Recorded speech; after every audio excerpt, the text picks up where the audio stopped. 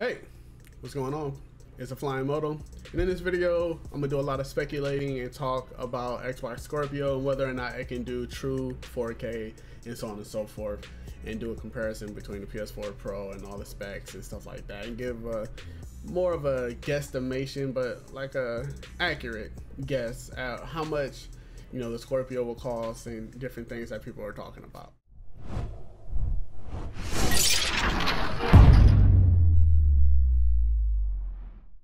So, Digital Foundries released their article about the Xbox Scorpio specs and so on and so forth.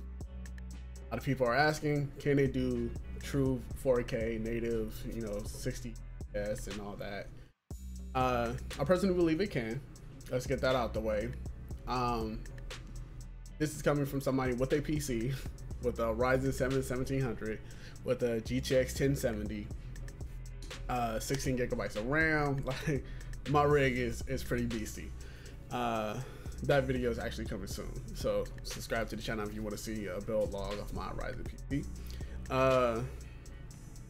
But the reason why I know, or at least I'm like really sure that Xbox Scorpio can do true 4K gaming is because it doesn't take a lot, I want to say, to do 4K gaming, but a system before like the PS4 Pro hasn't had the specs to do 4K gaming, and we've gotten a lot closer to that.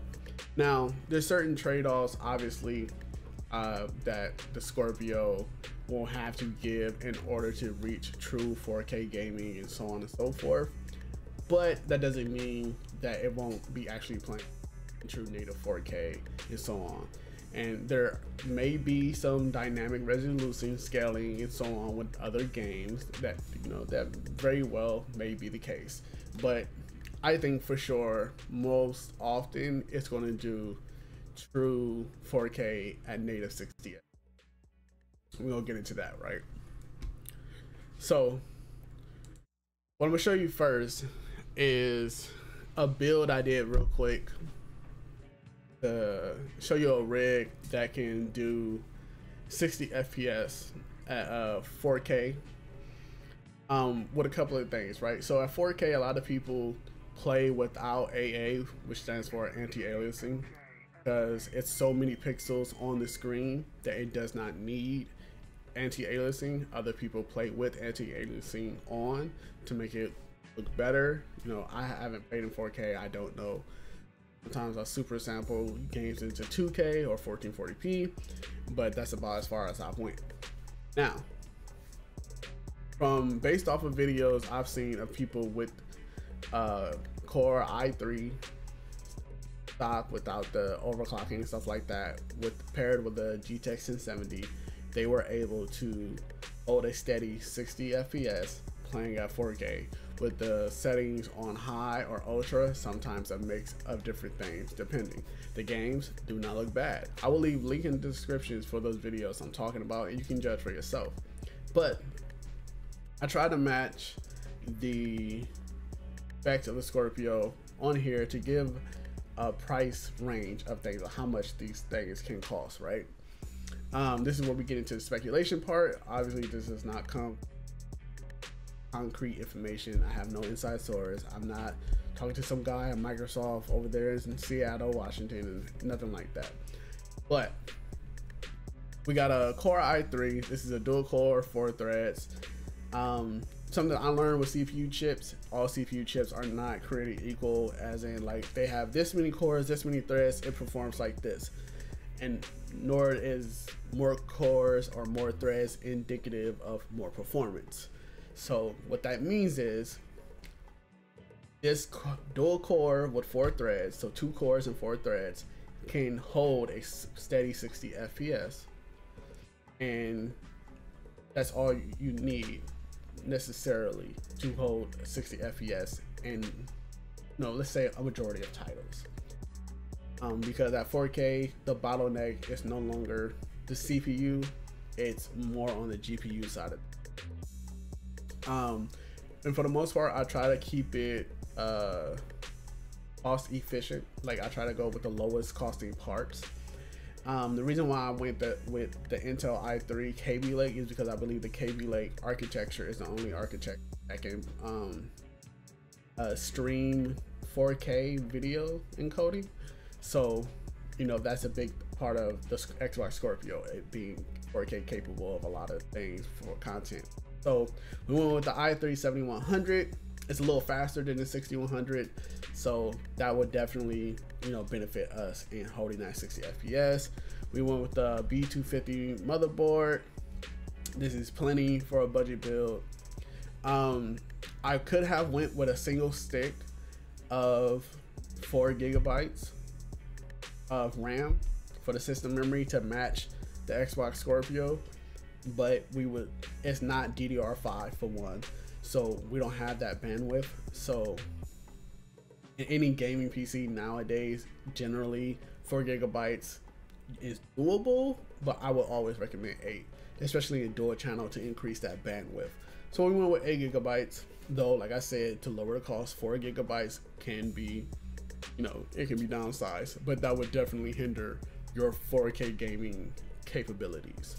So we went with 8 gigabytes on this, and then we got the 1 terabyte hard drive. I mistakenly put a 3.5 inch hard drive, but we can easily switch that. That might change the price a little bit, but it shouldn't change it by much. It may increase or decrease, but it's a 1 terabyte hard drive, 7200 RPM. This is pretty much standard. We have the Zotac 1070 8 gigabyte mini. I have 1070. The great cards the performance is phenomenal. We went with the Roswell Mini Micro XTX case. We have a 450 watt 80 plus bronze. This by AVGA power supply. I went with this because our, you know, target, let's say our estimated power range, which a lot of people don't like to trust this or whatever, but for me it's pretty accurate because I went to another site that's, you know, recommended by a lot of people. It's accurate.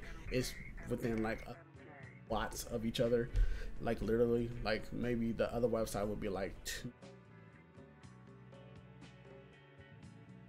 But the efficiency rating on this is 80 plus bronze, so that means that 85% it's going to be able to output its power, output its max wattage at least 85% efficiently. So if we want to overclock, you know, our GTX 1070 and so on to get a few frames or whatever, we can, which is obviously going to take more wattage than this right here, this 286. And with that being said, this in total, let's see, we got, well, we'll get to that in a minute, but I think before anything, this was around like 700 or 800. I want to say like 600 to 700. This was how much for all these parts, that's how much it costs, right? So with that, it's like without an optical drive, without a mouse and keyboard, without an operating system, those are the parts you would need. I would say bare minimum, maybe even not even bare minimum. Probably get some cheaper parts and still do. Yes, even with used parts, I wouldn't recommend used parts, but you would be able to. So that was, you know, significantly lower the cost. Now, this is where we get into the speculation of everything. I do not think that the Xbox Scorpio will cost more than 600. There's an analyst who said that it'll cost more than 7. Reason why I don't think it will cost more than 6 is because of what it's offering you, and we'll get into that. So I also added a USB Wi-Fi adapter. Some people call this a dongle. I don't know why. It's kind of retarded. Keyboard and mouse, 30 bucks. It's you know, together. I use this. It's pretty cool. I like it. You know, it's not bad. And we got the Blu-ray drive and so on. So the total cost, not including every shipping, because here you see it doesn't include shipping. This one doesn't include shipping. This one doesn't include shipping. So it might be, shipping might make it upwards of like $1,000 for this rig right here. And this isn't even like a really powerful rig. So that being said, there's no way Microsoft is going to come out the bat and charge people $1,000. They're just not going to do it.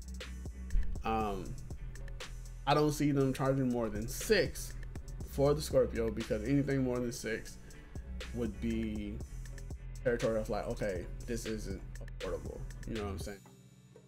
Now, $500 is still a bit risky, but it's a lot more doable. What I think they should price the Scorpio at is $400 to $450, because they're competing with the PS4 Pro and so on. So if it's $50 more and you're getting a lot more, people will be willing to pay that $50. They may even be willing to pay $100. That's why I would say like around 500, 400 to 500, but ideally 400 to 450. But if you price it at $400, you pretty much be competitive with their pricing.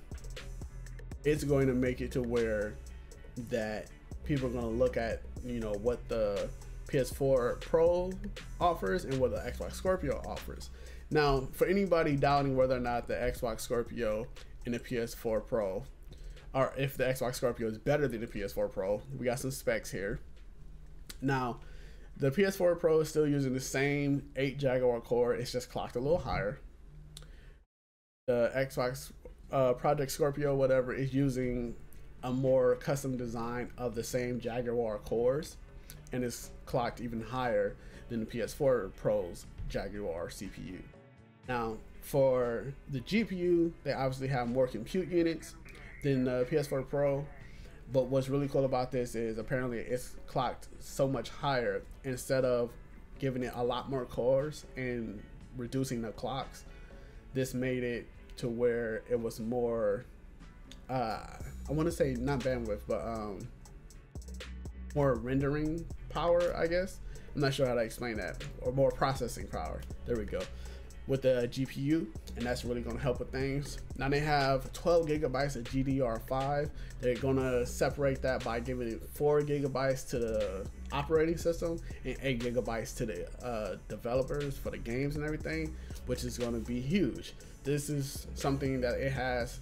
It also has over, you know, PS4 Pro. It has more RAM, and it's going to have a total of 8 gigabytes to give 2 games, whereas the PS4 Pro has 8 gigabytes total, right? So that means that the operating system for Xbox Scorpio should be smooth as butter, and the games will be. Now the memory bandwidth is, you know, almost, you know, 1/3 higher than the PS4 Pro, and of course we got the 4K Ultra Blu-ray disc reader and all that. So that's cool. So, you know, on paper, without a doubt, you know, numbers don't lie. They say men lie, women lie. Numbers definitely don't lie. The numbers are here, better than the PS4 Pro, hardware wise. Now, what's going to stop the Xbox Scorpio? Everybody's been saying this. I totally agree. Even though I'm, you know, pretty much looking into getting a Xbox Scorpio, you know, even though I have a rig, I can play 4K pretty much. But even with that being said, like I said, with me already looking into getting the Xbox Scorpio, I'm, you know, a fan of the Xbox brand. Cracked out, looking forward to that. Halo 6, looking forward to that. Next Gears of War, looking forward to that. A lot of their first party games. Bummed out about Scalebound. Really wish they kept Scalebound. I don't know what happened with that. Well, kept that. So that being said, with this, Scorpio is not gonna cost $1,000. I think they're gonna pull an AMD, and instead of $1,000, they're gonna charge around like $500. I would love it to be around $400 to $450, but ideally I see them charging no more than between $500 and $600. Anything higher than $600 is just territory that's not good. Especially if you're trying to outsell PS4, you're trying to bring in console sales. 400 to 500 is the sweet spot for being like ideal. Even if you like adding in like a free game or a $50, you know, discount for the holidays or something like that, if you just set this console up to where it can't do any wrong, I guarantee this Xbox Scorpio will outsell the PS4 and will do, you know, numbers for the Xbox brand and Microsoft. So that's the video, man. I hope you enjoyed it. If you did, please leave a like. Even if you didn't enjoy it, you can leave a dislike. You know, it doesn't hurt my feelings. Give me some constructive criticism. Blah, blah, blah. Can't talk. Give me some constructive criticism in the comment section. Talk with me how you feel about the Xbox Scorpio or the Xbox Scorpio versus the PS4 pricing, whatever. We can talk about it. I like having this conversation. With that being said, man, it's been a fun MoBo. I'll catch y'all later.